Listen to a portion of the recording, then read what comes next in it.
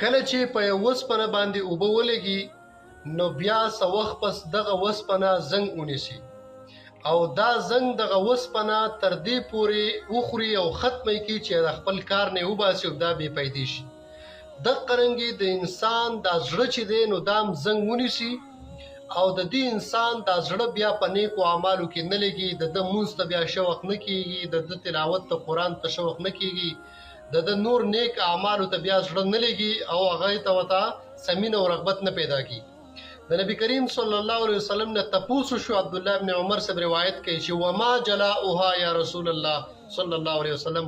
اے د الله رسوله د دغې زنګ د ختمولو څه علاج دی او څه طریقه ده؟